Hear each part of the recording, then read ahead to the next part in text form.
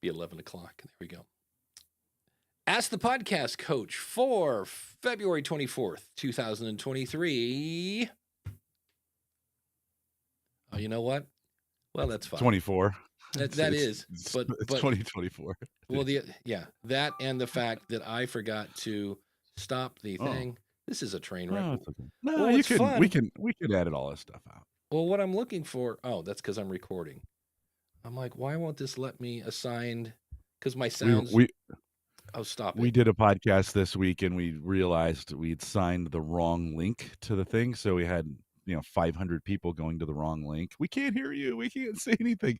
Yeah. Think about that. It was, so we eventually got them there. There we go. Yes. If you don't assign the sound pad to the Roadcaster. Yeah, it's been a week. A little stretching. It's been a week. Stretch out. Okay. All right, here we go. All right. We will hit record and we will actually get the year right this time as well.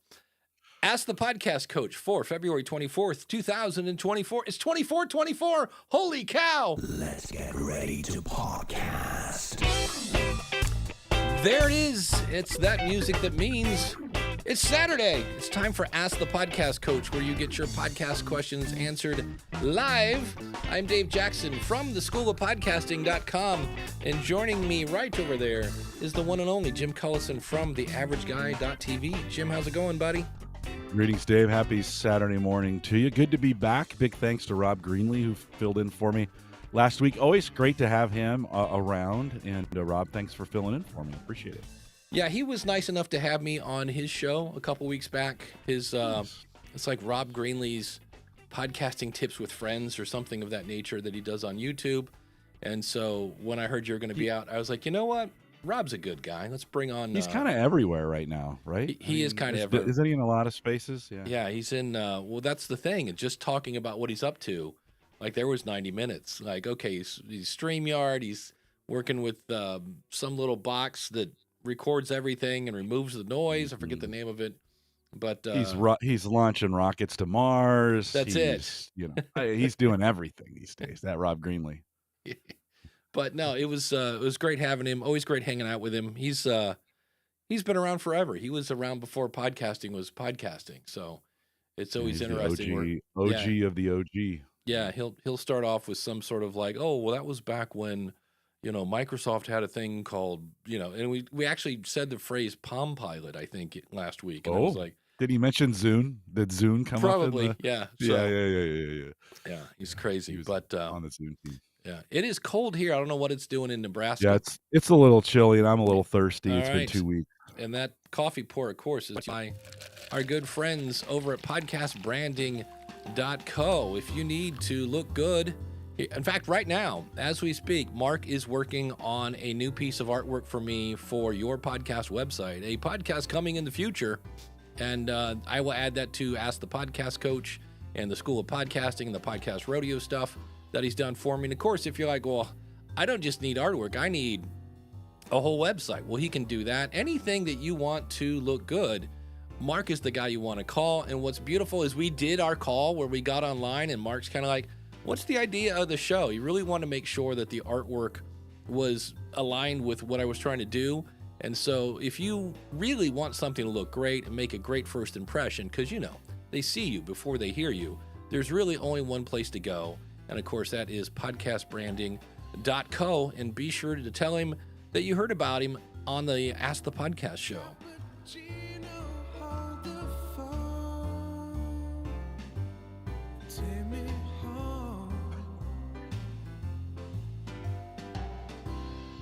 Of course, big thanks to our good friend Dan Lefebvre over there, based on a true story podcast.com. This week on Based on a True Story podcast, letters to Iwo Jima.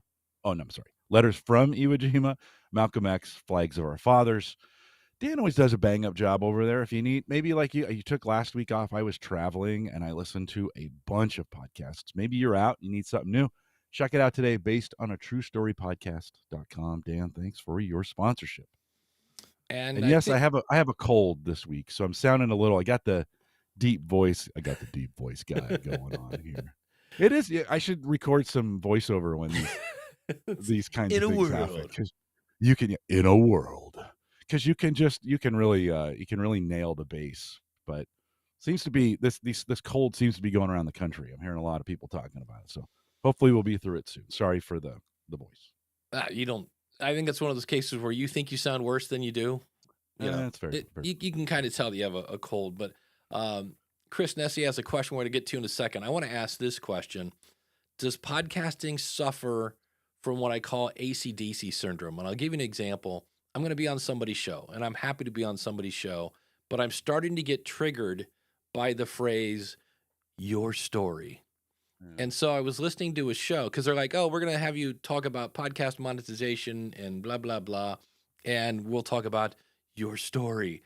And I was kind of like, okay. But I listened to a show this week on the Podcast Rodeo Show. Really nice person, great audio. But it was kind of like, hey, dreamers, how to get it out there and do your thing and make your brand. It was all about your personal brand, which made me think of that. If you've never seen the South Park version, episode on my personal brand, it had a lot, and maybe that was it. Maybe I was getting triggered by South Park, but it just seems like everybody had a hard childhood. Even if you had the world's best childhood, to you it was like, well, one day I had to drink 2% milk instead of whole milk. Oh, it was dreadful, right? Right? We all think we had it, but so I'm like, okay, good, congratulations, you had a hard life. I'm not sure that requires me to give you money, because it seems to be that if I just tell you my story, then somehow you'll give me money. But I get it. Now, on one hand, I got Storyworthy right behind me. I'm a big fan of stories. I'm just not sure. Like, I'll give you an example. People keep bearing the lead. There's a new show that I can't remember, but they listen to audio advertisements, and then they go, was that good or bad? Or, and some really good stuff. If you're thinking of making a promo for your show, and I'll put a link to it in the show notes. Do I have it? Let me see. We are going to talk about a new app I found, and it was pretty interesting. But it's just the fact that it just seems like the formula now is get a guest, talk about their story, add, oh boy, it's a fun word, ad infinitum is the name of the show. So is that what Captain America's shield is made out of? I think it is. Yeah, infinitum. Yes. And but what was interesting is I hear they listen to ads and talk about them. So when I turned it on, what was I expecting to hear? You want to guess, Jim? Maybe them talking about ads and what they think of them? You would think, except I had to hear about, you guessed it, the guest story. And I was kind of like, I'm storied, like your story, not a story, but your story. I don't really need to know this guy's, like he could have said he's the author of the book, blah, blah, blah, welcome to the show, then listen to the 5 clips, and then tell me your story now that you've given me your opinion. Or you can drop all sorts of stuff. Well, when I was working with, Baskin Robbins or whatever, you can kind of throw in your street cred there. I don't know. Is it just me, or are we kind of getting lost in telling people's stories? Yeah, listen, maybe a little bit of both, because you've been doing this a long time. You're in the meta of this, right? You listen to a lot of different podcasts because you're helping coach people on this. And you've been in the space a long time, and I think there's this natural cycling that goes where, you learn of something new, you get really interested in it, you go deep in it, it gets old and boring, and then you find something else new. I think we're probably in a lot of, listen, I know a lot of the folks in our chat room that listen live and maybe even listen to the podcast version of this have been doing this a while. And some of those, I think after a while, you start, if you're not careful, you start kind of, get off my lawn. Can you come up with something new? And in some regards, we do need to keep, we do need to keep reinventing ourselves in this, because to your point, remember when everything was on fire? Oh, geez. Right now, everybody's trying to be Joe Rogan. Maybe that's it. A popular format pops up, and then everybody copies it. True crime. Oh my God. And it's still going. It is. It is. And I've listened to some of those, and they're not good. For me, they're not good. Like, I just get, I can't listen to this anymore. But I think a lot of that stuff is cyclical. And then to your point, I just want to encourage people, come up with something that's original for you. Don't try to copy, right. don't try to copy somebody else. Now, listen, when I started doing Home Gadget Geeks, I just ripped off Leo Laporte. That's what I did. I liked what he did. I liked his style. I just copied it. And that's what got me going. So is, am I being a hypocrite? Probably in this, but we do this is kind of cyclical, Dave. I think if you took a break from podcasting and walked away from it for 5 years and then came back to it, you'd come back to it with a different set of eyes than you It have. could You're be. in the firefight. You're in the middle of it right now, and we all are, right? That's And so but it is. I think it is cyclical. Yeah, it's well, and the other thing is, you were inspired by Leo Laporte, but I'm Yeah. sure maybe Leo isn't going to talk about, robotic lawnmowers. Yeah. You know what I mean? There are Yeah. things you're talking. That's kind of like Daniel J. Lewis got into podcasts about podcasting because nobody was talking about what he wanted to talk about. So it's kind of that, but it's different. So Yeah, and listen, This Week in Tech or Windows Weekly from that Leo does. Those shows are very, very different than anything I've ever done. I was inspired by him. I built structures around what he did. Now, last week, I took the week off this week, but last week we did 600th episode on Wow. that, and you go, well, you change after 600, now it's different. And some of it's still the same, which is kind of funny, been doing the same thing for 600 episodes in some regards, different things after 600 and others. So, yeah. Yeah, DR says I'm at the point where I'm thinking the listener, if they want the story, check out the show notes. Let's just get to the meat of the interview. No, They don't go to the show notes. Nobody's going to show notes. I try to, if I'm going to tell somebody's story, it's after they've given me the meat and potatoes because now I'm going to care about their story. In the meantime, it's just like, hey, welcome to the stage, a stranger you've never heard of, but they have a book. So let's find out why they named their dog Tippy and they were, second in, home ec at their elementary school. I'm like, I don't care about their story. I just tell me how to grow my audience or whatever the heck I'm trying to do. And so I don't know, maybe I but just maybe need it's a with nap. the purpose. It's very possible. It's very possible. It's been a long week. Well, but it's also, what are you going to the podcast for, right? And Todd the Gator is talking about, he disagrees. He Yeah. says, he's got stories in his podcast. I don't think you're saying you shouldn't do that. I think it's maybe a little bit of a commentary of, for you're looking for more information maybe and less stories from people. Yeah. The other thing I heard you say in that, Dave, is the copycat mentality, where we all start using the same words all the time, back to the on fire thing, or, let's energize this podcast, what, and that's, I just made that up. Well, when I heard dreamers, I was like, really? We're still using that thing? And then I've never got on board the zone of genius. When I heard that, I'm like, come on now. I just need to spend more time in my zone of genius. And I was like, okay, is that what we're doing now? The zone of genius? I mean, I get the point, but it's like, do we need a catchphrase for it? Yeah, man, you need to, buckle down and spend I was like, all right, zone of genius. First of all, genius, really? Genius? Okay. I'm like, I don't know. So, man, you are grumpy this morning. Holy moly. Kind of like this grumpy Dave. This is pretty great. See, Jeff has a good one. He says, I like digging deep, finding out some unknown story to ask the guest, like why Dave won't teach people guitar, right? So that would be something, and that's a weird one. I love to teach everything. Just please don't make me teach guitar. And I think why?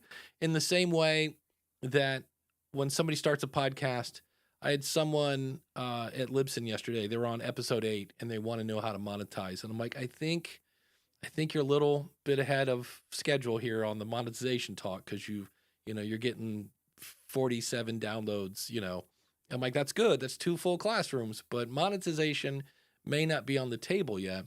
And it's very much the same thing with podcasting. Everybody walks in and goes, okay, so how do I play Eruption by Eddie Van Halen? And I'm like, maybe we should learn the names of the strings first. Let's learn how to tune the guitar first. So maybe that's it. I don't know. But yes, SP said he wants to be in the zone of jeans. That's true. Especially some good fitting ones. That would be great. Lately, I've been getting bigger and bigger jeans. I need to work on that. I'm with you on that. The Todd the Gator says, I think the better thing is to bring out better stories from your guests with not so much cookie cut. Maybe that's it. Yeah. Yeah. Or this thing called editing, where you edit out the boring parts that, don't really, and it is kind of interesting because Mark Maron does that, right? His first question is, so what'd your dad do? Right? He always starts with the parents and how did that lead to you getting messed up? And, then now we're into the story of how did you become an actor or a comedian or whatever the heck the person is, and I guess maybe that's it. I think maybe because it's like the curse of knowledge, because I'm sitting here listening and I'm not listening. I'm going, oh, here we You're go. critiquing. They're gonna do the hero's journey. Yep, here it is. Let me guess. Is that the hurdle? Oh my gosh! And how are you gonna overcome it? So I think that's it. Is that I'm not listening through the ears of a listener. I'm critiquing it. That might actually be it. Because I'm just like, oh, let me guess. And then you overcame it. Oh, here it is. There. Okay. There's number 4. Now number 5. What lesson did you learn? Here it comes. Up there it is. And so I tend to go. But on the other hand, that is the recipe of a good story. I just listened to David Hooper, and he brought up that Humpty Dumpty is a great story. Humpty Dumpty sat on a wall. Great. Humpty Dumpty had a big fall. Oh, holy cow. What's going to happen next? Right? That's the whole thing. What's going to happen next? And then all the king's horses and all the king's men are like, oh, are they going to be able to do it? Nope. Couldn't put him back together again. Like, all right. But that's a story, right? Here's what's going on. Something happened. Oh my gosh, what are we going to do? What's going to happen? And then you have the climax of, sorry, it's a big eggshell somewhere. And here's the other thing. Humpty Dumpty, why is Humpty Dumpty? I guess because he's an egg. And if he fell, he'd break. But I just nowhere in the actual words does it say Humpty Dumpty, the egg, sat on a wall. It was, I guess, back in the days when kids would read children's books, you would see Humpty as an egg. But but the story says all the king's horses and all the king's men. What are the horses doing? No wonder they couldn't put that thing back together. I mean, the hooves were in the way. That's true. You're like, what, God? And the men are like, get out. The story doesn't end there, by the way. The king's men get fired, and they bring in contractors. That's to it. Fix. Yeah, that's it. Yeah, they bring in consultants. And they fix Humpty Dumpty. That's the end of the story. And it was $1 million. Yeah, it's over budget. Yeah. Tim says if the episode can't exist without the story and the story is relevant to the topic, good deal. Otherwise, for me, I don't need it. That's a great point. If how you got to where you are is important to understanding how you got there, I agree with that. But I really think I've just hit. Through our therapy this morning, I think I've come to the conclusion is I'm critiquing instead of listening. I feel like I need a pipe, and I feel like you're in therapy with me. So, Dave, tell me, yes, what were you thinking when you started the podcast? I didn't get enough hugs as a kid, man. Tell me about your dad. Yes. Let's get started with that, Dave.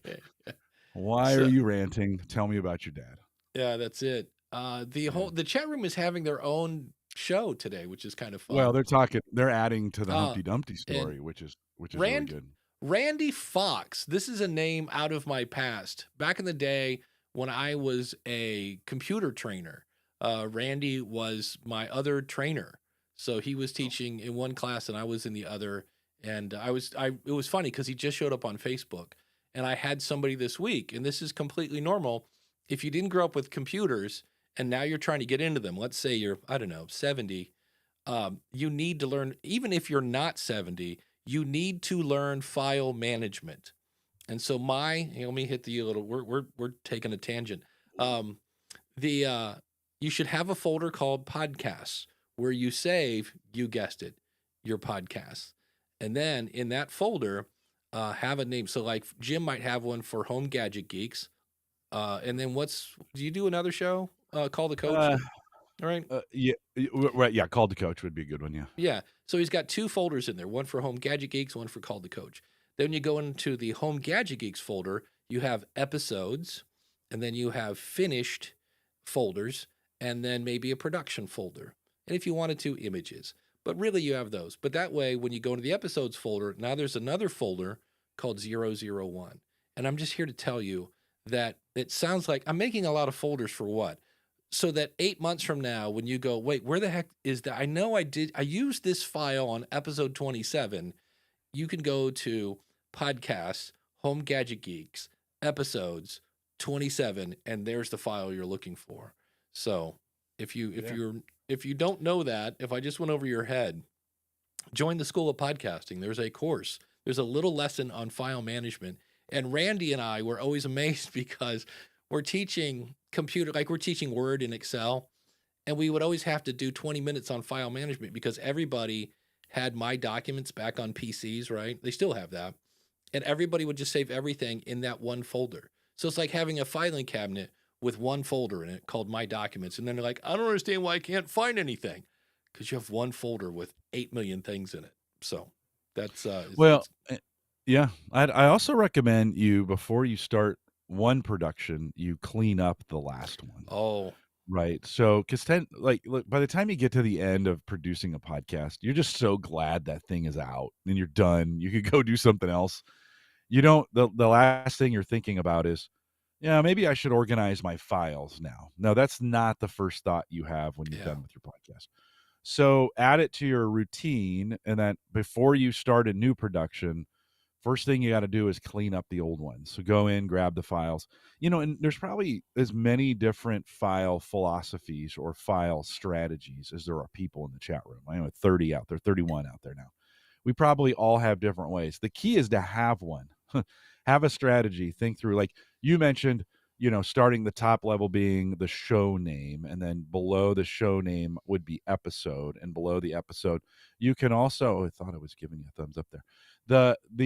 You could also go, organize them by the file type.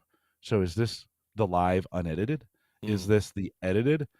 Is this, and depending upon what you're doing, you might have, some people have multiple clips. They don't just do, we make one and then edit it. A lot of people bring stuff in.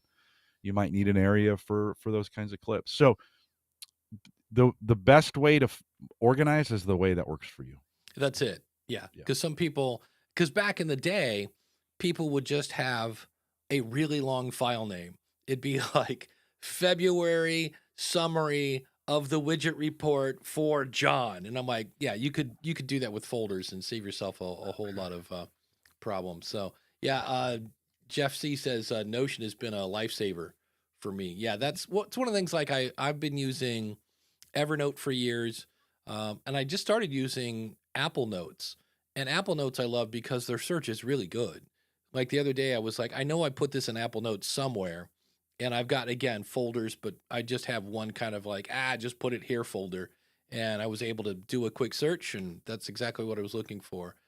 Coach Dave says, I have a set of folders for every episode: creative, sound files supporting research, then an entirely different top line folder for finished episodes.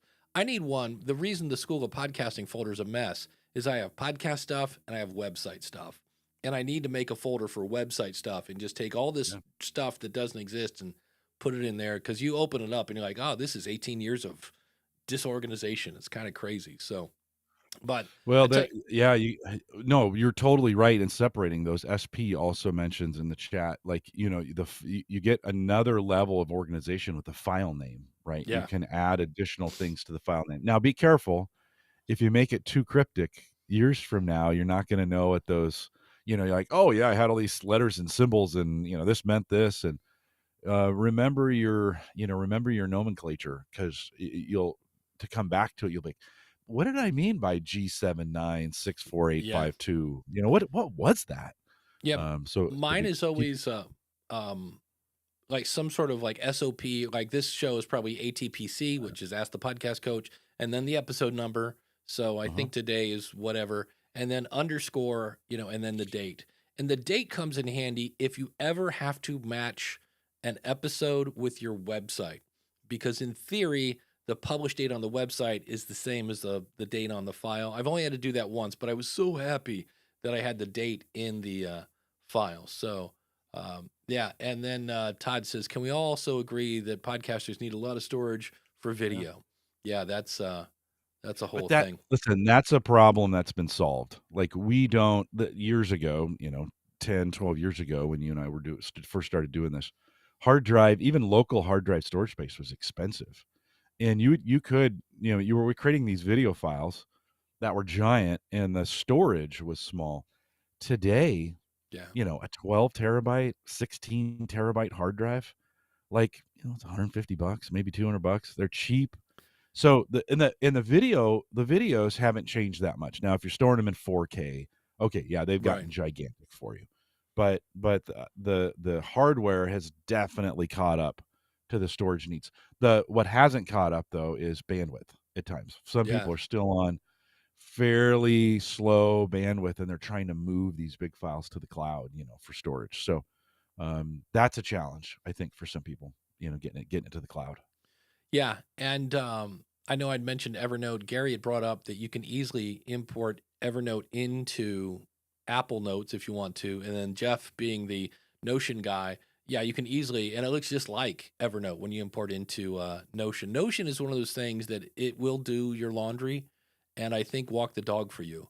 And I'm like, wow, it's there's a bit of a learning curve, but just as much as there is in Evernote. And I know a lot of people don't like Evernote anymore. I'm not a power user. I just have folders with notes, and that it still does well. But they kind of try to do a little bit of everything. Where like now you can do your calendar in Evernote, and you can do now you can do, And I'm like, yeah, I don't need it to do that. So they kind of lost some of that. I think they changed their pricing, but I know a lot of people that yeah, Gary says Notion is cool. Yeah, so there's a bunch of those out there. The bottom line is kind of like what you said, find what works for you. And we're going to run a little short today. Jim, it's a birthday party, right? Yeah, my granddaughter's birthday See, party day. that's She's hashtag 4 family. years old. Oh, you Uh, got to do it. It's yeah. 4-year-old. There'll be cake and M&Ms and all kinds of good stuff. Hot dogs. That's excellent. So what we're going to do is I need to back up. Wait a minute. Hold on. I'm hitting the wrong thing. Not now. I hit the run scene button, or so I thought. I did. And that's interesting. Video not in file. Uh-oh. Well, yeah, it's looking for. Speaking of file storage, Yeah, I'm it like, well, while you're figuring that out, let me yeah, say, watch Dave as he's figuring this out. One of the drawbacks, I think, you're running right now through a teleprompter, I and know. you've brought up a new screen on your teleprompter, which has turned you blue in that. Yes. And I really do think that's one of the drawbacks to using teleprompters. Well, yeah. In fact, if I do, just to show you, and I haven't figured this out yet, but this is me on the teleprompter, right? Kind of Yeah. typical Dave, pasty white, right? If I drag me over here, now I'm Trump. I'm kind of orange. I don't know what's going on with my teleprompter that it turns me white, but I haven't figured it. It's been on the list of things to figure out for a while. Color setting. Yeah. I don't know if I'm sold on teleprompters yet. I mean, obviously, because I just trashed it, but Yeah. that's one of those things. We're seeing these new cameras that have an arm that come down to put it in front of the, Yeah. to kind of put it in front, or they have the plexiglass slider things that you can put the camera on and bring it down. I actually think we're going to solve this via software here pretty quick, and you're going to be able to. They already have this. My blurry background is courtesy of Macintosh. There's a setting now in your camera. Yeah. So yeah, the one thing that's different is I got myself a Varipole for my birthday, because people are like, what'd you buy yourself for your birthday? And I'm like, do I buy myself something for my birthday? So I bought a Varipole and I put it up. It's in the ceiling, and so now are my lights. So my lights are no longer clamped to my desk, which is kind of interesting because they're actually pointed at my backdrop, and I'm bathing in the glow of that. So it's kind of neat. So, but yeah, here's one of the things you want to do is, if you're cleaning up your files, make sure one of them is not used by Ecamm Live, so that when you go live, it looks for that PDF and you go, oh yeah, I deleted it. So we do want to thank our awesome supporters. If you go over to askthepodcastcoach.com/awesome, you can see all those lovely people there, and you can become an awesome supporter. We're also brought to you by the School of Podcasting. So if you want to start or even grow your show, we do that as well. And it's an amazing community over there. We just had 2 job recruiters join. So now we've got job recruiters, we've got a psychologist, we've got a couple retired pastors, a comedy writer, a marketing dude, all sorts of fun people. And of course, all the courses are there. And if you go to schoolofpodcasting.com/coach, you can save on either a monthly or yearly subscription. And, if you want more Jim Collison, and who doesn't, we'll just go over to, here he is. Look, all the Jim right there. Wait, that's the wrong button. It That's a says little Jim. too close. That's Yeah, a little but too it's, close. I don't know why I'm here, but, Jim Collison, the average guy.tv is, wow. Okay. Honest to God, I played with Ecamm this morning, so this wouldn't happen. So much fun. But that's why you always want to push all the buttons. And this podcast runs on Podpage. If you want to try Podpage, go over to trypodpage.com. And we also are using Ecamm Live. And when you understand how it works, it's actually a beautiful piece of software. Just don't delete your files before you go live. And you can find that at supportthishow.com/ecamm. But with that, it's now time. And I'm almost afraid to hit the button here. Hopefully we have, yes, the wheel of names. That's it. And so there are people here like Max from Aviation News Talk. We've got Glenn over the Horse Radio Network, Ask Ralph at Ask Ralph Podcast, Ross Brand, all these fun-filled people. So just to make sure it's not fixed, we'll click on shuffle, and we'll click on shuffle again. There we go. And now if I actually spin the wheel of names, who will be the featured supporter of the week? And it's going round and round. Ooh, could it be? I thought it was going to be Shane over at Radio GDPR, but it's the lovely ladies at Keep the Flame Alive. If you go to keeptheflamealivepod.com, if you're in, this is perfect because I don't know when I keep seeing commercials for the Olympics, and that's what they cover. So I keep seeing all these bizarre Coming up, Paris, right? Yeah, in Paris. So that'll be fun. So you can be an awesome supporter by going to askthepodcastcoach.com/support. So thanks to everyone who is supporting the show. And we deeply appreciate it. And I promise I will find the PDF and have it ready for next week. Yes. Can I jump in? You do, yes. As you're, and this, I want to make this topic really quick. And maybe we can.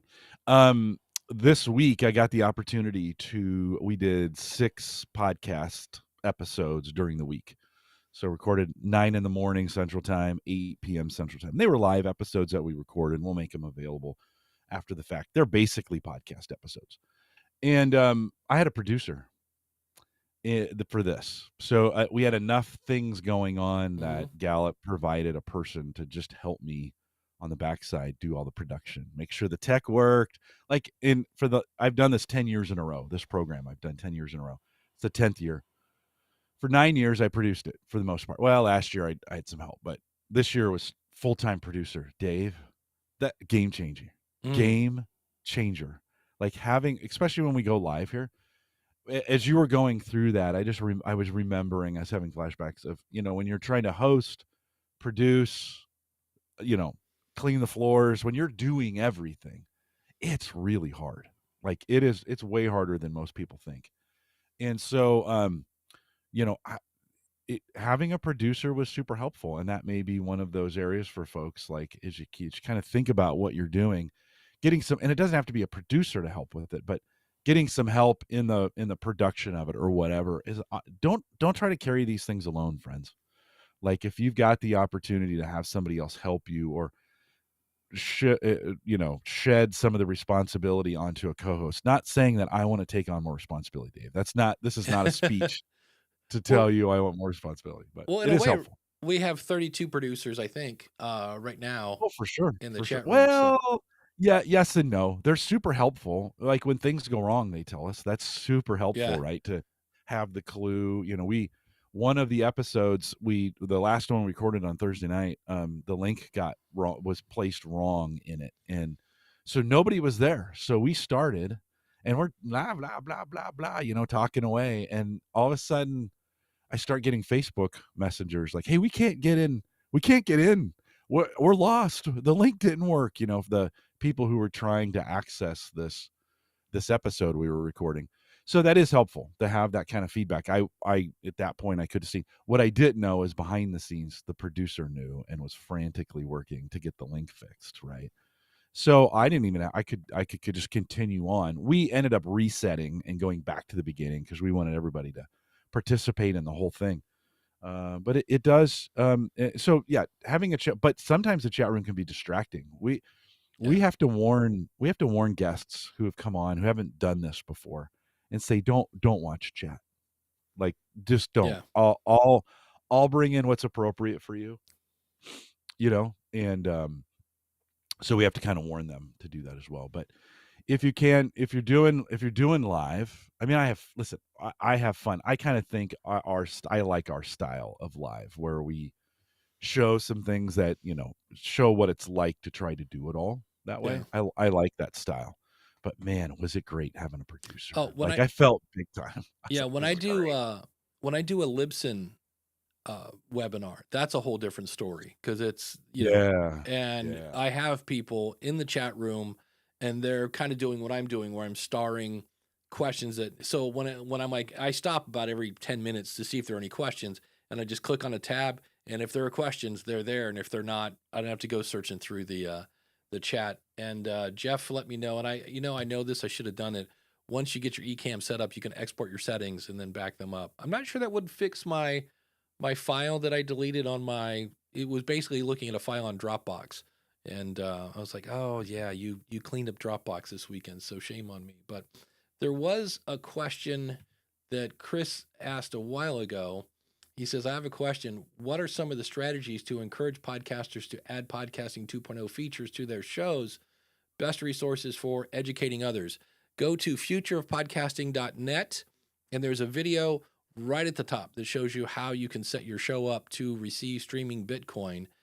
My thing with I did, if you go to podcastconsultant.com, I don't think I put the math in which would be bad, but I did a thing because somebody sent me a boost that said, great show, guys. And they sent us, I believe, 10,000 sats, which was like $2.36, because half of that goes to Daniel.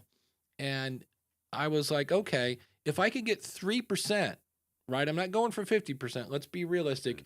If I could get 3% of my audience to do that, and then I looked at what people, the programmatic ads are paying on a good day, 0.004 cents a download, right? Because if it's like high, this is the programmatic, this is the Geicos and the Home Depots and things like that. And I was like, you actually could make more money if you had a kind of techie audience, right? And they were willing to switch apps. So there's a lot of big ifs there. You could get, as an income stream. Yeah, I put all the links, but I did not put the math. Bummer. And I see I have a Valentine's Day ad on my podcast consultant site that's just a little old in the tooth at this point. So, and then some people are, I want to make money. Okay, well, what you need to do is sign up for, I don't know, Tidy Cow so you can sell coaching. And they're like, wait, what? What do you mean, I don't know. Sounds like a hassle. Like, you got to, money is just not going to fall from heaven. But it's, if somebody doesn't want to do it, or I get a lot of people, and I get this, when they go, yeah, my audience isn't really into Bitcoin. And then I'm like, well, okay, but are they going to be in 5 years? Are they going to be in 10 years? Like right now, I found I'm looking for a replacement for Google Podcasts, right? Because that's going away. And I want to find an app that I want chapters, I want smart playlists, I want it to skip silence and maybe adjust the volume. And then I want it to stream Bitcoin, even though a very, very, very small percentage of people will use that feature. I want it there. So in 5 years, I can still be telling people and I found this really great app. Look how pretty this is. Let me share my screen. It's called Podurama, and it's got an Android version. It's got a, iOS version, and this is the web-based version. And it's got one of the coolest features ever. And I don't know why other people, bookmarks. So if I click on this, I can actually, when you hear something, and you're like, oh, I got to remember to talk about this in my show, I can make a bookmark. And you can't hear this because, oh, wait a minute, I'll go over here because it's on every machine. This is Adam Curry talking about podcasting and people doing it for fun. Yeah, and podcasting doesn't need saving. No. But I've been doing my show prep, and I have a question. Why is there this? And maybe it's just the podcast industrial complex, which I love as one of the I don't know what your question is, but the answer is singularly unhelpful terms in my vocabulary. This growing your podcast. I'm a little sick of the term. See, people are getting triggered. The whole world seems to be about growing your podcast, and you have to have X amount of downloads. And I'm like, do people grow their tennis game or their golf game, or just have fun playing golf? So I was like, that's a good point. Well, what's cool is I could go to my phone right now and pick up right where that left off. It's really, but here's the thing. It does everything I want. And normally I'd be like, all right, everybody who's using Google Podcasts, go to Podurama. There is a paid version. You can buy like a lifetime version of this for like $50. And I was like, done, except it doesn't do the streaming Satoshi thing. And I was like, and I asked them about it. I'm like, any podcasting 2.0 stuff? And they're like, oh, we're going to look into transcripts and some other stuff. And I'm like, value for value? And they're kind of like, yeah, we're looking into it. And I'm like, that's the polite word of maybe, but probably not. So I've yet to find Podcast Guru is another great app that does the Satoshi thing. They don't do the smart playlist. So I cannot find my perfect show, but I don't know. Jim, you play in Bitcoin. What are your thoughts on trying to get people into it? No. This is the one. This is the one spot on podcasting, or on this 2.0 thing that I really struggle with, because it wasn't smart to tie it to Bitcoin. And that's just, I know why, and I know what, I just don't agree with it. And it's I think it's going to come back to bite us. That being said, providing value for value is a concept we need. We need easy, convenient ways to do it. I don't know if that's the most easy and convenient way. Go ahead. Well, it's getting easier, but it's definitely not easy. It is. Even just getting your money. Like, let's say somebody gives you some Satoshis and you're like, and if you're new to this whole thing, a Satoshi is a very, very, very small amount of Bitcoin, very much the same way a penny is a small amount of $1. And so if somebody gives you some, like, how do I get it out of my online wallet into my bank is not the easiest thing, especially if you're not in the US. So it's easier than it used to be. And there are things like the Cash App and PayPal and a couple other major players have started using Bitcoin, but I wish it was further along than it is, especially on that side, because that seems to be the thing that makes everybody go, oh, wait a minute, I can make money with this? And you're like, yeah, I think I looked at my stats. I think I've made $70 so far with that. And that's over like a year and a half. But I just love the fact that I can go into my wallet and go, but then again, I've got to go into my Strike app, which is tied to my bank. And I go, here's my $20. And then I have to copy that into Albi, which then does that. And I think you can now fill your Albi wallet directly with your credit card or something like that. So that's getting easier, but it's still not. I call it on the future of podcasting. I talk and I say this with love and respect. It's not Aunt Cheryl proof, because my brother has a lovely woman named Aunt Cheryl that's on his in-laws, and she's I don't know, older, right? And it's not Aunt Cheryl proof. And I'm like, when it's Aunt Cheryl proof? Jay Leno used to say that when he made his jokes. He was like, he had these two older people watching the Tonight Show, like, are they going to get it?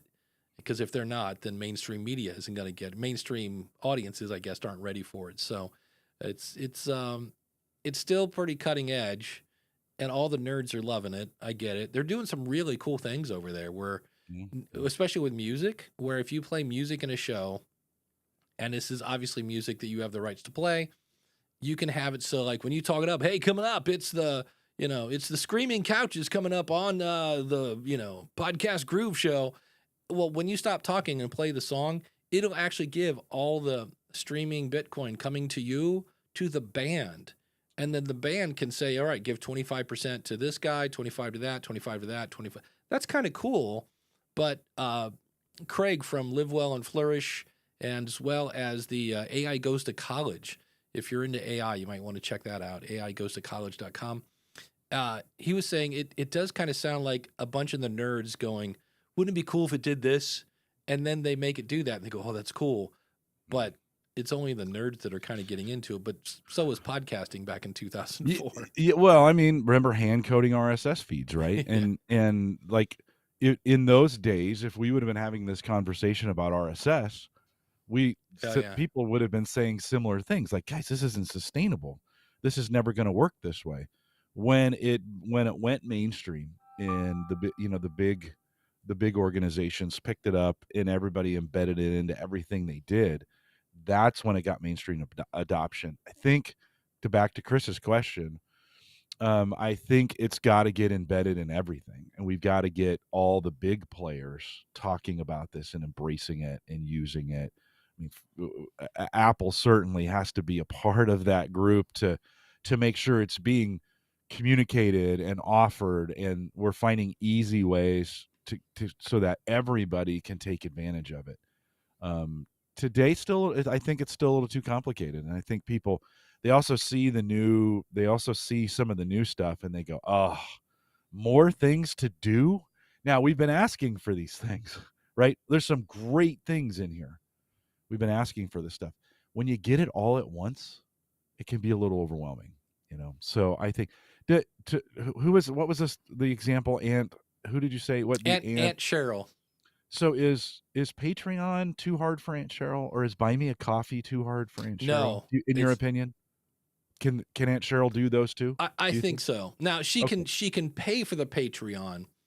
When you say copy this feed and paste it into your app, it got a little too complicated. Yeah, that's why I like Supercast over Patreon, because they go, oh, you're on an Android phone. Would you like to listen on Pocket Casts or whatever? And you click a button and it just opens up that app. That's what I love about that. So that's very cool. So it's going to succeed, by the way. It's going to succeed. Yeah. It's just going to take time. I don't think I don't think this thing is going to fail. A version of it, I mean, it may not be in its entirety.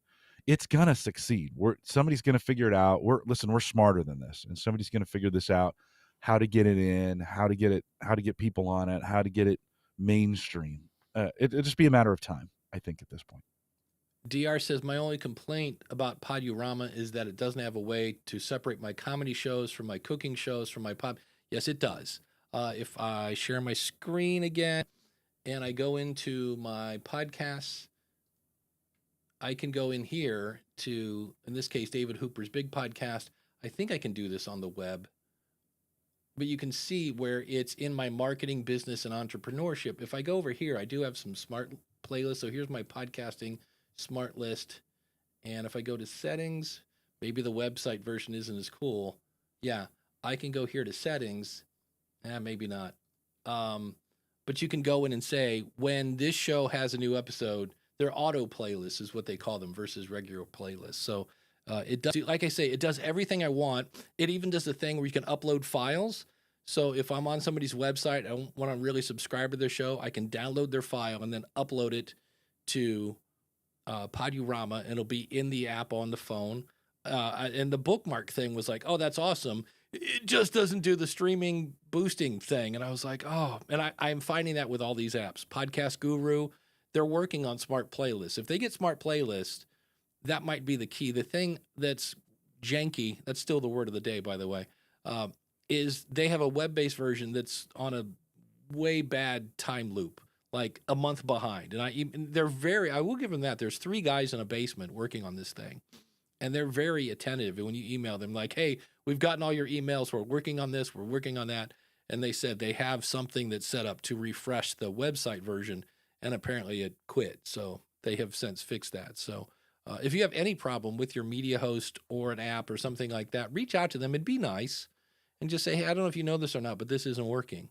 And they were very nice to go, yeah, we now see that it's not. So, we do have some other questions. That's how we do it on time. Okay.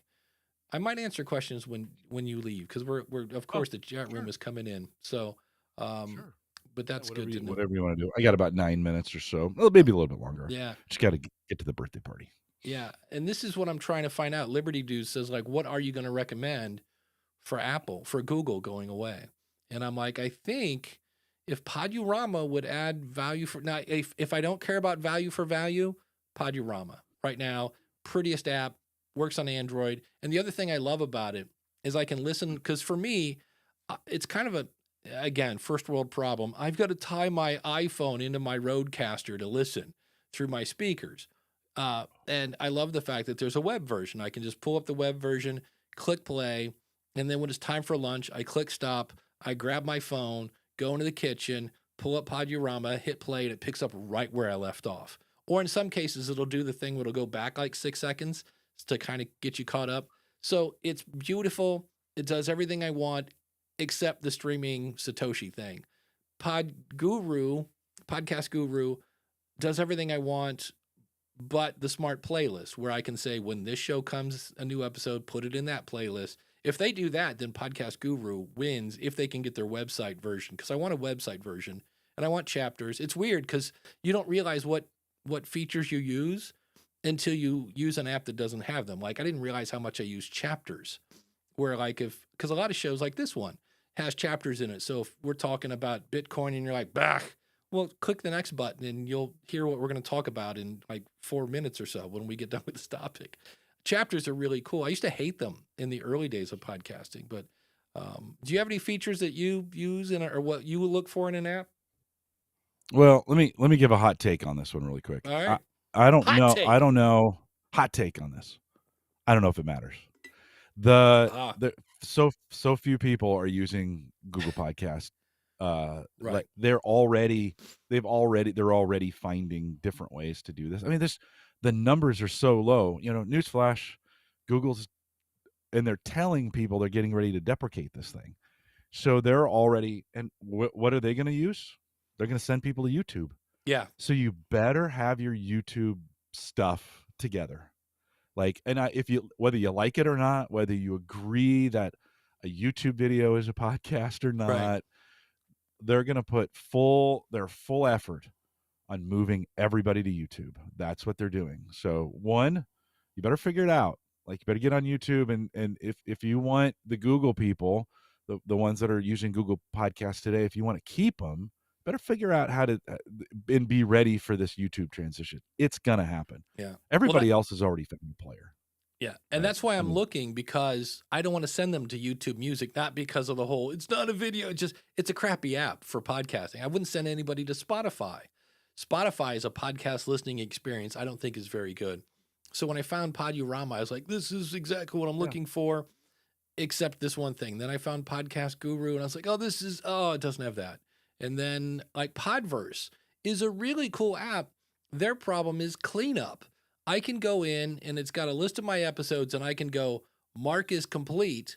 I can go in my settings and say hide things that are marked as complete, and yet it doesn't. So I keep having to step over shows I've already listened to the new ones. And if they could clean that up, I love Podverse. It's got everything I want except cleanup. It's like I when I'm done listening to an episode, like get rid of it. I don't need it. And if I delete it, I can always go back. I know what show it was, but everything is like, oh, it's perfect if it had this. This would be great if it had this. I can't. So whoever gets to the list, like Daniel doesn't even really care that much about Satoshis, but he's all about cross-app comments, which I don't think even exists yet. And I was like, okay, it has to be a feature that exists. So it'll be interesting to see. But are you getting many listeners now? Your audience is fairly tech savvy, but are you getting people who are contacting you and saying, hey, Google Podcast is going away. What do I do? Are you? Yeah, not a lot, but probably like 3 a month. Somebody's like, hey, really? Yeah. Okay. And they're just like, what should I recommend? And I'm like, well, if you don't have, you're having podcasters contact you who are saying, what should I recommend?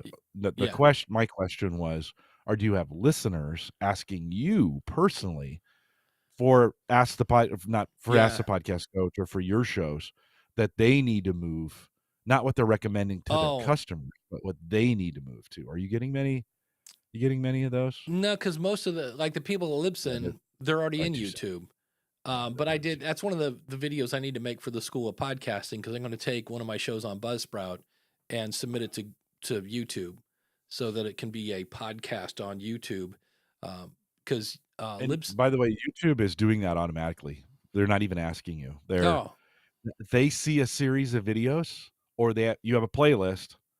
It's in some cases it's automatically being marked as a podcast. I mean, go check if you haven't been in YouTube in a while, get in there and check it, and then watch this transition. I think they're getting ready to do some crazy things. So make sure you're well aware of what your YouTube feed looks like. Yeah. Well, and the other fun thing is people are like, well, can I count my views as downloads?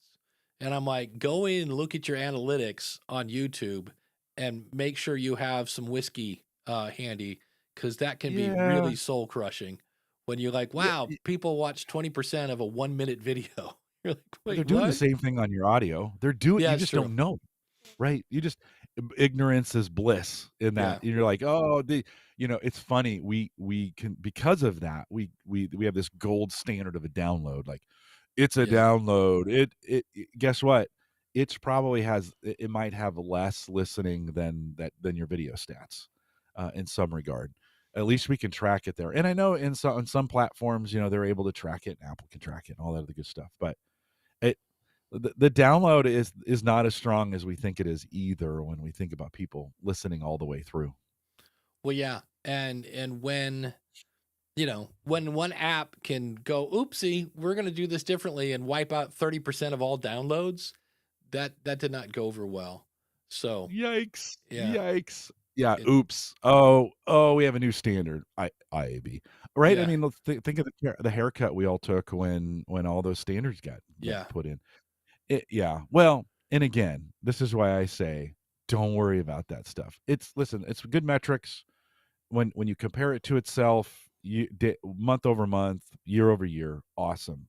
The numbers themselves don't matter. The engagement matters.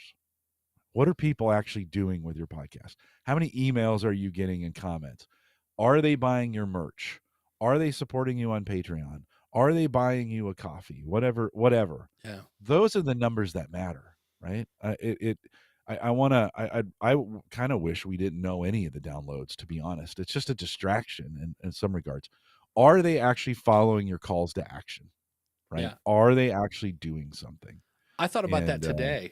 Like, if we didn't have downloads, like if we, like, people were downloading it, but we didn't have any like stats on them, would you still do a podcast? And I'm like, I think, because it really is. You said the magic word. It's a distraction. It really is. And I get it, right? We can see what worked and what didn't. But so many people, that was almost an episode of the School of Podcasting, 5 things people obsess over that you shouldn't. And one is like, well, yeah, but I release every Thursday at 11:05, and this went out at like 11:37. What happened? My audience is, no, they're not. Your audience is not sitting there going, where's Jim's episode? It's 12 minutes late. Is he dead? Like, no. It's like, Apple's having a bad day. But people like literally obsess over the time it's released. And I'm like, I get it. I preach all the time. Publish on a consistent basis. It helps people become part of their routine. But it's not down to the second, folks. Like, let's not go crazy on that stat. So it's kind of crazy. Yeah, and I don't want to totally discount it, because there are, there are times you can go in there and gain insights from those stats, right? Yeah. And I think the total number doesn't matter. It's when we relate the trends to themselves. And so I don't want to totally dismiss it, but I just don't, I don't think that number in itself really matters, because you could have 100,000 downloads, but if you're not getting the engagement you need, that's it. For that, it doesn't matter. Yeah. I just saw it. Coach, somebody just said, Jim is absolutely right. Yeah, here. Craig from Inglea's podcast. I haven't looked at my download stats for over a year. Coach Dave, I haven't paid attention for years. Now that our show reports to a board, we're tracking the numbers again. I'm trying to tie it to outcomes. Memberships, courses, not the easiest to track. And it's hard. Randy says I would still do a podcast, because I have no idea how many downloads I get on any of them, and any one of them is monetized with Spoonsor. Yeah. So it's, I always say in January, my numbers go up. In February, my numbers go down, but my membership goes up. So I'm ecstatic. And this year was no different. I got more memberships and things like that. But you have a birthday party to get to, my friend. I do. Thanks for putting up with my whatever's going on here this morning with this cold. It's really not that bad. All right. Yeah. Anything coming up on the AverageGuy.tv? So I took the week off because we produced 6 new episodes. We did 6 live episodes this week, and got the opportunity. Dave, the first one live, we had 1,900 people. 1,900 live in the podcast. Talk about a chat room. Holy cow. Super cool. As we're talking about engagement on that, one of the things I was hoping for is we're trying to, as part of these podcasts, we try to sell seats to our summit. We have a conference that we do every year. And it's not the only reason we do it, but it is one of those engagement markers for me. And so I was like, yes, I'll be able to see how effective these podcasts are. So I contacted that team and I'm like, hey, at the end of the week, I was like, hey, how many, seats did we sell this week, or how many were sold? And they were like, oh, this number. And they're like, but we did send out an email marketing campaign on Monday. And I was like, oh, I can't separate the two. We didn't do a coupon code, or we didn't do, one of those kinds of things. And you're like, God, that's one of the challenges of it. But so six podcasts this week. It was a long week. And it's good to be done and get some rest. So thanks for having me out. Enjoy, guys. Be kind to Dave. All right. Don't entice him. Don't troll him. And I'll see you guys back next week. Yeah. All right, man. We'll see you. All right. Take care. All right. See you. I'm going to carry on, and I'm doing this without a lower third. How crazy is that? But I thought a bunch of questions came in, and what I'm going to do, watch this. Yes, that's called dead air. The last time I did this, I just kept talking and talking and talking. I was like, no, we'll just kind of go crazy. So I'll kind of watch the chat room as we do this, but I want to answer some of these. Dale says, I see so many podcasts that just seem to ramble at times, not you guys. With that said, how important is it to have a beginning storyline or theme so that people stay engaged? Well, it's hard on this show because I don't know where we're going. I have an idea where we might go, but today we're talking 2.0 because Chris Nesi had a question about 2.0.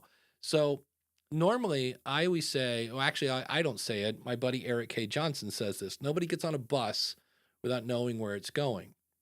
So, for example, on the School of Podcasting, talking about this whole Apple thing and downloads, my next episode is, what do you do when life kicks you in the face? I don't know if that's going to be the official title of it, but hey, I just lost 40% of my audience and I want to go eat worms and die. Okay, how do you handle that? And because there are times when you're like, I can't wait to podcast. And there are other days when you're like, I got to do the podcast. Ugh. So how to handle that? So I think it really is something you want to do. Craig from, again, AIGoesToCollege.com. Now, Craig's he teaches IT, he's a college professor. And at one of his episodes, he was talking about, different, language models or whatever they're called, right? So he's talking about ChatGPT, and he goes, I'm going to tell you my favorite, AI tool, and it's not ChatGPT. And I immediately was like, oh, what? There's something else besides ChatGPT, and I'm not going to tell you what he picked because you have to go listen. But that was something that I was like, oh, I want to hear the answer to this, because based on who he is and what he does, I already have respect for his answer. And so when he put that out, it's a nice little beautiful tease, where is if I say, hey guys, you're not going to believe what happened this weekend. My grandma had a painting in her attic, and it turns out it was a Rembrandt. Stay tuned after the break. I'll tell you all about it. Well, you just told me all about it. Why would I stay tuned? I know, but if you say, hey guys, I found something in my grandma's attic this week, and you're not going to believe what it is. Stay tuned. Okay, now I've given you a tease. So many people, I see this with interviews, where they'll be like, hey, today we're going to hear how Jim likes this and Jim liked this, and then Jim did this about this, and then later he did this. So you're giving me the Cliff Notes version of the interview. Why do I want to stick around for the interview? So it's the art of the tease and how you're going to benefit. Because who doesn't want to benefit? I'll benefit. What do you got? I don't know. If you do this, you'll benefit. Okay, I'm down. So yeah, I think it is the beginning, especially because we all have, we don't have shorter attention spans. I don't buy into that. The whole goldfish thing has been proven to be wrong, by the way. But what we do have is a better radar for detecting somebody's going to waste my time. So when I hear a show start off with, hey guys, welcome to the Dave Jackson Power Hour. I don't really know what I'm going to talk about today, but it's Thursday and I promised you a show. So here we go. Yeah. Instantly press stop. And anytime I hear somebody talk about that thing about short attention spans, I go, if we all have short attention spans, why does the word binge exist? Right? We binge things that are good.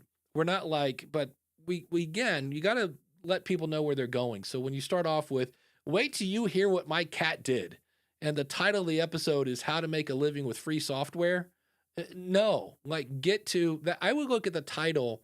I think this was Kevin Schmidlin that said this. I want to give credit where credit's due from Grow the Show. He said the title of your podcast is a promise to the audience. And I was like, ooh, that's good. I'm going to borrow that, Kevin. And it's true. So when you, that's why I have the hardest time with this show, because we have 37 topics by the time 90 minutes is over. And that's why I said, Jim, I want to start with this topic about and I have to come up with a title of like, are we all stuck doing best practices and not being creative or whatever we're doing? So that was that whole beginning thing. And that's why I wanted to start with that, because whatever the first topic is what I make the title of the episode about. Because I've had people say, hey, the title of the episode was, how to deal with trolls. And you guys didn't talk about it till the 38-minute mark. Well, okay. So that's why I try to figure out, okay, we're going to go wherever the chat room wants to go. But what's the first thing we're going to talk about? Because that's going to be the title of the episode. Speaking of Craig from Live Well and Flourish and AI Goes to College, he says, this might sound strange, but my metric is how many lives I affect. That's hard to track. It is hard to track. But that's where I just had 2 new members of the School of Podcasting. I had coaching with them last night, and they're job recruiters, and they're doing a show about how to, get a job. And they were saying, I said, okay, well, they're talking about downloads and stuff. I said, well, hold on, before we get to downloads, why are you doing this? I go, because you need to know your why. And they're like, well, we really want to just help people. I'm like, perfect. That's a great ingredient. Craig does that with Live Well and Flourish. He could care less if he makes money with it. He's just trying to help people, live well and flourish, hence the name of the show. And so they wanted to serve people and help them get jobs. But they also said it'd be nice if we made some money. And I go, okay, nothing wrong with that. It's first things first, though. We got to grow an audience, and then we have to set up a way for you to make money. And they're pretty much brand new to this, so we got to get them a website. We'll have to get them a Tidy Cow. I for a while I was not recommending Tidy Cow. They have since fixed all the problems they had, so it's a cool way to do that. Coach Dave says listener engagement is his focus of 2024. So there are many other ways, and let me switch my things because I mentioned Chris Nesi, and he's in the green room. I hope you haven't been sitting there for a while. There he is, the man, the myth, the legend. How are you, my friend? Hey, what's going on, Dave? Happy Saturday. Happy Saturday, man. What else can I help you with? So one, thank you for answering and addressing the question I started today's show with. I appreciate that. My second question, so I've been playing with Castmagic. Yeah. And I remember years ago, I did this with my Libsyn feed where there's like that little $ symbol in apps like Overcast. It's also in Castmagic. What do you add to your podcast to make that something people can click on, whether it goes to PayPal or something else? And what is that called? That's all I got. It is called the value tag. And behind the scenes, I'm logging into Libsyn, and because I know I have it set up for the School of Podcasting, and it is, I know you have to put it, the nice thing about Libsyn's old interface is they had a place that said extra RSS stuff. So this is Libsyn 4, but I'm in the School of Podcasting, and if I go to, I think, Destinations, I'm guessing here for the record, and come down to my Libsyn feed, there is, under Advanced Options, yes. So it's left caret, and I'll put this in the show notes, podcast:funding space URL equals, and in my case, I have it pointed at PayPal, and then I just have the word donate.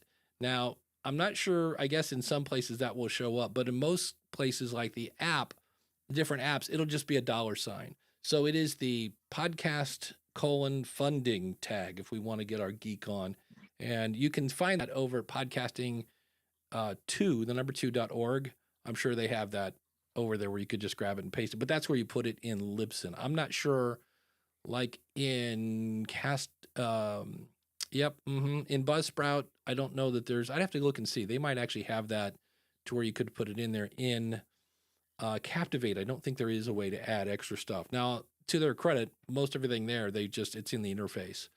But that's where the $ comes from. It's the funding tag.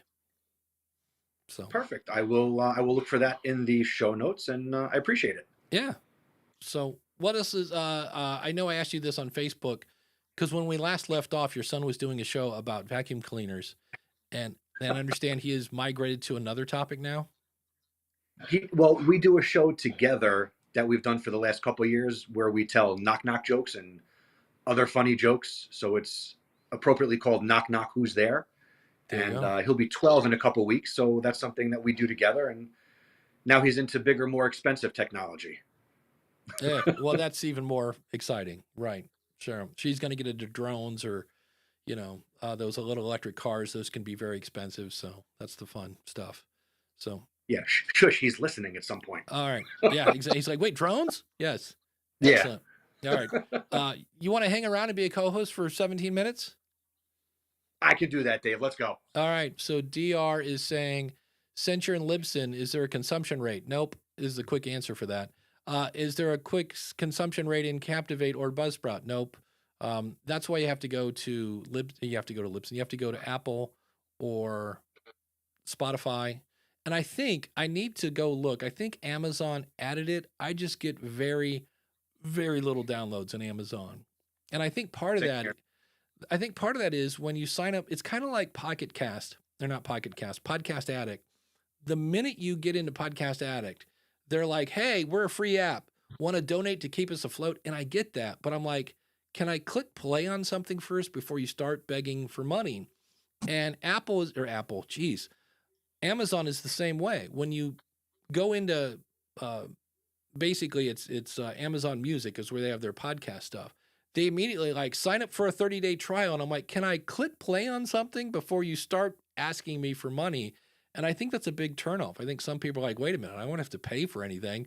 And so they go find a free app. So it's one of those things I'm like, maybe not. So let's see, what other questions do we have here? That would be the same thing with our podcast in general. Don't ask to become an awesome supporter or a Patreon or a donator in the first 30 seconds of your show. Give them value first. Yeah, that always, what always drives me nuts when I do the podcast rodeo show, I am now triggered. If it's like, Reverend Bob's, Jesus hour or whatever it is, I'm like, if I hit play and this guy starts selling Jesus hankies in the first 45 seconds, I'm going to pop a cork because I'm like, that is a negative stereotype of religion and you are furthering that. So please quit, we just do this and the Lord will bless you. Just, buy me a coffee and God will make your life great. And I'm like, I don't know why Minister Bob has a Southern accent, but he does, doggone it. So, but yeah, so the whole listen rate, do you pay much attention to your listen rate over at the good old House of Ed Tech? Every so often I'll go into Apple Podcasts, I'll go into Podcast Connect and I'll take a look. It's not as depressing as it might be for some people, for me. But I mean, I'm just focused on talking about the things that I want to talk about and making the episodes I want to make. And, because it's time shifted, they'll eventually get to it. Or if they don't, I mean, I'm doing my show my way. That's it. Because if you're not excited about the topic, what's the point? Exactly. And if podcasters focus on talking about what they want to talk about, they'll find success. And yes, that's very subjective, but if you're talking about something you're passionate about, and I think we've often compared it to, being paid to climb up a mountain backwards. Yeah. Right. So there's not going to be a lot of payoff unless you've got a big media machine behind you, or you've got that existing audience from having done something else. It's going to be slow, and 3 years, 4 years before you make anything, and I certainly didn't get into this like teaching to retire. I'm not here to get rich. Yeah. Well, I know for me, anytime if I ever put out an episode thinking, I think this should work, but I'm not sure, that's where I'll go in. Like I did an episode a couple weeks ago with a guy that's really into Instagram. And I'm like, this kind of fits, but it's not 100% fit. And I went in and looked and I was like, yeah, this did not fit like I wanted. It wasn't a bad show, but it just, I'm not that much on Instagram. So consequently, I don't have a bunch of people that followed me from Instagram. And I also did an episode where David Hooper did an episode that I thought was amazing where he interviewed Dolly Parton. And so I did an episode where people tuned in to hear me, and instead you tuned in to hear me listen to David Hooper, and then we both commented on it. And I had the people that listened loved it, but there were some people like, yeah, I kind of tuned in to hear Dave, and I got the wrong Dave. And I'm like, yeah, but Hooper's great. I mean, isn't this fun? Yeah. So that was an experiment. So your episode that you mentioned that you had the guest on about Instagram. Yeah. I really enjoyed that episode. I try to leverage Instagram for my podcast. So I got value. So I don't see that episode the same way you do. So thank you for that episode. And then me being the big podcast about podcasting nerd that I am, I listened to your episode with David Hooper, and that inspired me to do two things. I listened to you guys do the Mystery Science Theater 3000 version of his episode. Yeah. Then I went back and I listened to his whole episode. And then I've heard you talk about him before. I finally subscribed to his podcast, and now I'm getting the big podcast all the time now. Yes. Newsletter.bigpodcast.com. Yes. If you learn nothing, he's programmed us now, which I've actually complained to Dave. And I'm like, I sometimes listen to a show when it's like 3 weeks ago. And I'm like, you're not giving me any specific. And I'm like, but I know newsletter.bigpodcast.com. So that is one negative, is that if I went back and I listened to stuff in the back catalog, and you go there and then you got to go and kind of find it. So yeah, but I've learned, I'm like, before I go there, I look at whatever the name of the episode I'm listening to is, and then I just search for that, and it gets you where you want to go. But, Dave's doing his thing, and I'm sure, newsletters are great, by the way. If you don't have one, start one. So anything new and exciting in the world of ed tech that podcasters might want to play with? I mean, I'm like everybody else, and I'm finding ways to integrate artificial intelligence into my classroom, trying to get my students to use it at the high school level. I also do some teaching at the college level. So whereas, for example, a lot of college professors are like, no, run away. I'm like, no, let's lean into this. And here's how you can use it as a tool. And I often, whether I'm talking to students, teachers, or college students, AI it's like a hammer, right? The hammer or any traditional tool doesn't do anything unless we as people interact with it. So I know there's a lot of AI tools for podcasters, and you still have to make sense of whatever the output is. So, if you're asking, say, a ChatGPT to give you 10 title options, you don't have to use any single one of those AI produced options, but those 10 things might inspire you to come up with your own original title. Or, I mean, I use it to write descriptions for my episodes. I'll feed it my show notes, and you know what? Like you've often said, sometimes good enough is good enough. I am no wordsmith. I'm not a writer. That's why I podcast. So if somebody else or something else is going to do some of that heavy lifting for me, I'm all for it. So I use it as a tool and an accessory to enhance what I'm doing. Yeah. Craig, who again is a professor in Louisiana, says trying to ban AI in a school is a losing proposition. Yeah, you can't. No, for people who say ban it, for example, in education, I say, all right, then we need to ban the graphing calculators. We need to ban ballpoint pens as opposed to fountain pens. So there's always advancement in technology, right? So, I mean, we don't podcast in 2024 the same way we podcasted in, 2005. It's evolved. Yeah. Right? So yeah. DR says that lean in. The people who say they'll never use it, it's like saying I hate apples, so I'm never eating oranges again. Yeah. It scared me the first time I saw it because I was like, ooh, this is really cool. And, it could also be used for really negative things. But it reminded me because when I showed it to my brother and he said, what voodoo is this that you are playing with now? Because my brother is 7 years older than I am. And he just was totally flabbergasted. And it made me flash back to back in the day, I used to teach how to send email because it was brand new. And I remember this guy, we paired them off and he sent an email to his buddy sitting right next to him. And he just looked at me and goes, dude, like it's in his inbox already. I just hit send and it's in his inbox. He's like, how is it doing that? And so when my brother is like, what is this voodoo? I was like, I've seen this before where new technology just blows people's minds. And I was like, I didn't run away from email. You can use it as a tool. So I have been slowly trying. And it's weird because if you go to Amazon and you search for like how to learn ChatGPT, there are 500 books all written by ChatGPT. I'd kind of like one written by a human, but it's something I'm slowly leaning into. In fact, eventually right now I use Castmagic. I know Swell's really popular. There are a bunch of these, and I'm like, eventually I want to just use ChatGPT and know how to do it, because that's all those tools are doing anyway. Do you have a favorite AI tool? I am a ChatGPT user, to the point where I do pay for it. I've been paying for it for probably a year now, so I'm paying that $20 a month for that. And again, it's helping me as a podcaster. It's helping me as a teacher. And I mean, I think it's the best bargain around. You've got the custom GPTs now.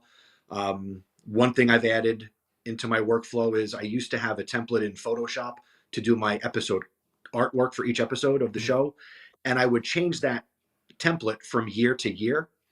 And this year I decided I'm going to use AI to do all my individual episode artwork pieces.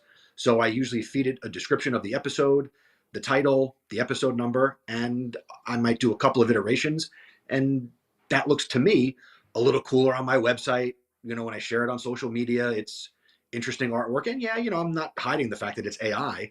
But ChatGPT is, to me, when you talk about like an audio editor, and you could learn Audacity or you could learn some other DAW, and you typically will not learn another one. You'll go with what you first learned.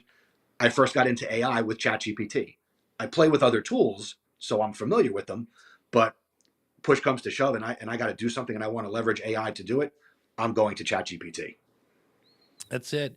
Yeah, Castmagic just rolled out Studio, and so you can highlight words, and it will make this cute little artwork, and then you can say, like in this case, I said, search for time. So it gave me a clock, and it put it in the background. It does, I mean, it would make sense. They're basically using it to promote Castmagic, which is at the bottom of the artwork. I didn't see a way to turn that off. And DR was saying, or Craig was, no, who asked? Somebody asked, what do you do if you get something from a student, especially because you're teaching high school and college? What happens? Yeah, here it is. If a student sends you a ChatGPT generated essay, do you correct it with ChatGPT? Well, so here's the thing, and I have had arguments with my colleagues at the high school and the college level. If you're creating assignments and you're asking students to do things that they can just go out to ChatGPT and have it do, you as the teacher need to change the assignment so that way what you're asking students to do can't be done with AI. That's my opinion. So that's it. I got to change the game a little bit. And to be fair, when I ask kids to write something, I will use AI to help give me feedback. Right? So I can give it a rubric, I can give it all the criteria of the assignment, and I can have it read the essay. I can have it check out the blog post and check it to the rubric, and then I can interject my own feedback on what my gut tells me about, a particular submission. There you go. DR says, I'd love to talk about prompts in Castmagic. The one I do the most is I will go into that opening paragraph and click modify and say, write this in first person. Because it's like, today, Jim Cullison and Dave Jackson talk about the exciting, great, bodacious way. And I'm like, okay, I'm never going to use the word bodacious. They always have way too many adjectives. And I'll just like write this in first person coming from Dave Jackson. And that gets me a little closer to what I'm looking for. But I know, I think my favorite prompt in Castmagic was, I will go into Hindenburg and make chapters. Then you can right click in Hindenburg and copy your chapters as text. So I'll do that. I'll take out the timestamps and say, write an article. So I've uploaded my podcast, it's transcribed it, and I'll say, write an article using the following subheadings. And that was the one that, like, you always, and by that I mean never forget to look at it before you publish it. But that was one that I was like, I don't think I need to change any of this. But I still read the whole thing because it only takes one sentence to blow your integrity out of the water. Have you ever seen AI hallucinate in your travels? Hallucinations? No, because again, what I'm using it for, whether it's again as the podcaster, what I'm doing as a teacher, I'm not trying to push it to its limits. I'm not trying to get it to be racist or say inappropriate. Like I'm using it for a specific purpose. If I'm trying to write objectives for my lesson plans or come up with questions I can ask students, I'm not asking it to do a lot of research for me. I mean, I know the content in my classroom, but for me to come up with a lot of differentiated and individual resources for kids. I can have it change the reading level of an article based on, the Lexile levels I'm learning about my students throughout the year. So I can have it modify things that I give it. So hallucinations, no, not in my experience. There you go. And my buddy Life After Blindness, I talk about his show all the time. It's one of my favorite examples of a great show name. Says Microsoft Copilot was built, has GPT built into it. There were some other mentions here. Craig had one that we should check out. Gemini from Google, which I think that was something before. They just rebranded it. So there are all these fun tools. It's just a matter of, we all like to pretend we have the time to just spend hours studying prompting. And it's like, well, it's like anything else, a little here. But a little lot there. of people aren't spending the time, and more people need to spend the time. Even if you never publicly use something it gives you, it's important for people, and podcasters especially, get familiar, try the tool, see what it does. You don't have to use it, but give it a shot. Be open-minded to it. Yeah, it's there have been times when I've for a while I was doing a local show, and I would just copy the story out of the local newspaper, throw it into ChatGPT and go, rewrite this in 2 paragraphs, because maybe it was 6. And it would give me 2. I would read it and go, yep, that's accurate. Copy, paste. There it was. So it was one of those things I'm like, yeah, this will work, because that's basically what I used to do. I used to look at it and just summarize the article. And I'm like, well, this can do it in 10 seconds, if that. And I was like, it saved me a huge amount of time. So there are uses for it. So it's like anything else. Can I throw out another tip that people might want to try if they're hesitant? So here's a real easy thing. And I've done this before. I remember a couple of years ago, you talked about a spreadsheet you made to kind of keep track of your stats and do the graph. So I still do that. Thank you for that. But it tracks my episode titles over the course of a year. So what I've done is I will take, from time to time, I'll take the episode titles and I will say, based on previous episodes of my podcast, give me 10 or 15 topics I might want to create an episode about based on things I've already talked about. Oh, interesting. So that's me giving it the information to reference, not just pulling from anywhere on the internet, but stuff I've already done. And then, I can say, I've given it the data too from the spreadsheet, based on the information here, give me some analysis. Which one is really good for that? I can't think of it. There's one where you can literally. Claude. Sorry, Claude. Oh, yeah. You can upload a PDF of a spreadsheet. You can upload an XLS file, and you can have it kind of analyze data for you real easy. And if you can feed some of your podcast data, maybe you can get some recommendations based on titles, download numbers, averages that you've already accumulated and calculated. Yeah, again, I know if you're paying for ChatGPT, they're almost like plugins for WordPress. You can buy things, and one of them is you can give it a link to a YouTube channel or YouTube video, and it will then watch, he said in quotation marks, and give you a summary of the video. And I was like, that could be a huge time saver. It's kind of tricky because, on one hand, that means you're not going to go back and watch the video. But I was like, so you're kind of you're putting a lot of trust that it got it right.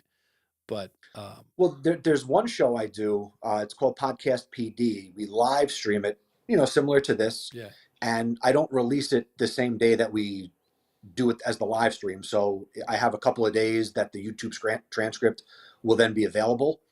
And I will take that transcript and I will now have it write me podcast show notes that I then go through and modify. Right. And then I put into our template that goes onto our website. But it's kind of like this. I don't always keep track of the topics that we talk about in the moment. So I can have it do that. All right. Well, there you go. I got to go, Dave. Happy Saturday. All right, See ya. Thank you, guys.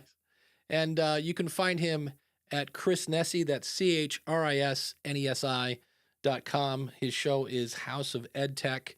And you know what? That's a good time to, we hear the doorbell. It is time. Couple final comments here. Craig is saying, I'm finding Copilot better for my tasks such as grammar, vocabulary, and generating questions than ChatGPT or Gemini. And Coach Dave, I have many GPT books, etc. I've pushed it etc. I've pushed it. M&M analysis, graphics with words. There are limitations. If you guys haven't seen the new videos from text, I think it's Soro or something like that. Soros, maybe. That's, what's his name? Tyler Perry, Medema. He was going to add on to his compound. He has this huge movie studio in Atlanta, and he saw that and went, hold on a second. Because some of it was really amazing. Some of it was, they have some mistakes that were pretty funny. But Coach Dave says, yeah, again, there are limitations. When it doesn't know, it'll make up tangent responses. So yeah, just be careful. Anything with ChatGPT, be careful. Any kind of AI, really. Be sure to read it before you put it out there, because I have seen it. My favorite is when somebody had a blog post that said that there's been a discovery problem with podcasting since the 90s. And I'm like, there was definitely a discovery problem with the podcast in the 90s because it didn't exist yet. So, and it's to the best of my knowledge, it's still there. It was on castos.com on their blog.